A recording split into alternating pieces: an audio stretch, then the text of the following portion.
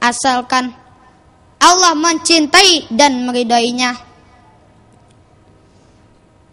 Kita bekerja dapat bernilai ibadah. Kita mandi, makan dapat bernilai ibadah. Kita tidur dapat bernilai ibadah. Pokoknya segala yang kita perbuat, segala yang kita ucapkan boleh bernilai ibadah. Berarti dalam 24 jam kita selalu dalam koridor ibadah. Bagaimana caranya? Dalam kaidah usul fikih dijelaskan, innama a'malu binniyat. Sesungguhnya suatu amal adalah tergantung bagaimana niatnya. Berangkat dari kaidah tadi, Syekh Zainuddin Al-Malibari menjelaskan, perkara mubah dapat bernilai ibadah jika didasari dengan niat yang baik. Begitupun amal ketaatan boleh menjadi maksiat karena buruknya niat. Sebagai contoh, kita makan dengan niat agar kuat untuk sembahyang, puasa, mencari rezeki yang halal, ibadah. Kita bekerja, berniaga, berbisnis dengan niat untuk mencari uang agar dapat memenuhi kewajiban, ibadah.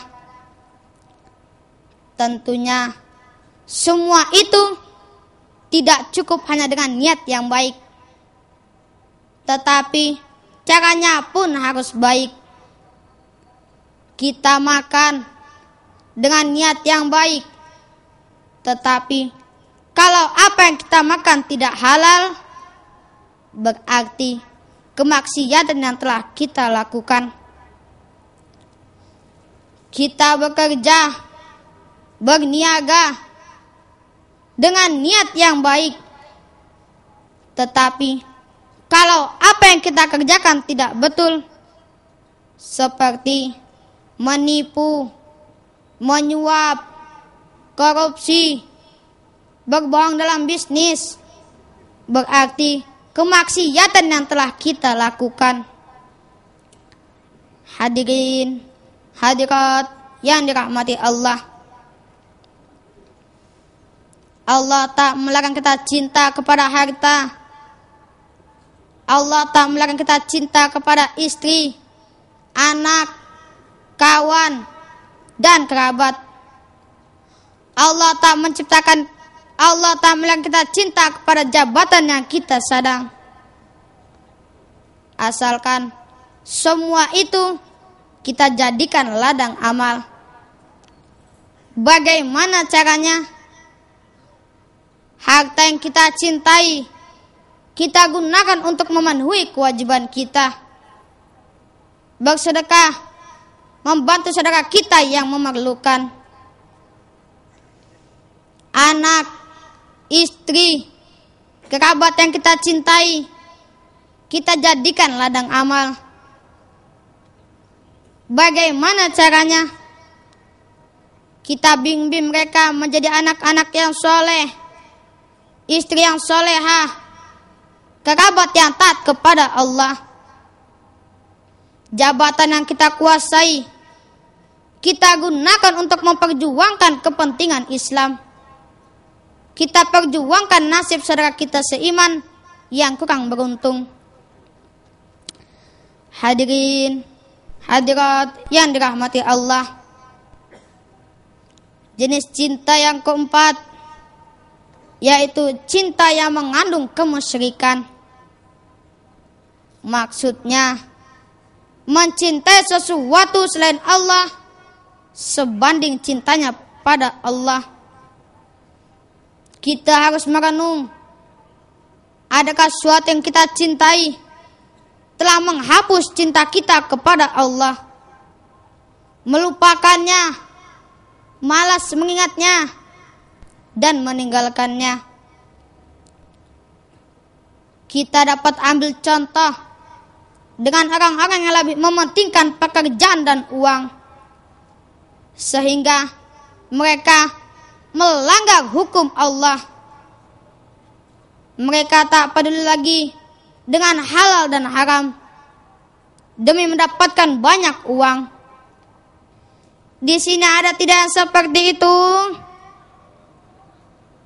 Ada apa tidak puan-puan? Rasulullah bersabda, akan datang suatu masa pada umatku, mereka lebih cinta 5 perkara dan melupakan 5 perkara yang lain. Mereka lebih cinta dunia, lupa akhirat. Mereka lebih cinta harta, lupa hisab. Mereka lebih cinta makhluk, lupa sang Khalik. Mereka lebih cinta dosa, lupa taubat. Mereka lebih cinta gedung mewah, lupa liang kubur. Hadirin, hadirat yang dirahmati Allah, nikmat terbesar dalam hidup kita adalah jika kita diakui sebagai kekasih Allah. Setelah kita bermujahadah untuk mencintai Allah, mudah-mudahan Allah mengangkat kita sebagai kekasihnya.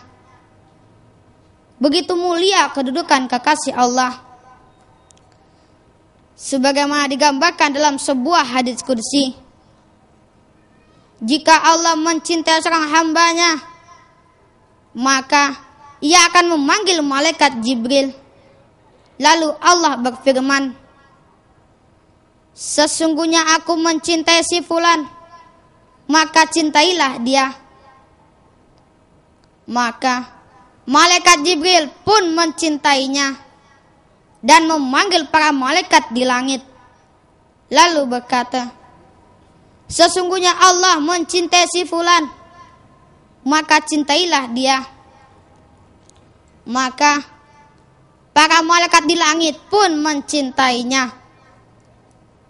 Sehingga jadilah hamba tersebut kekasih Allah di muka bumi ini.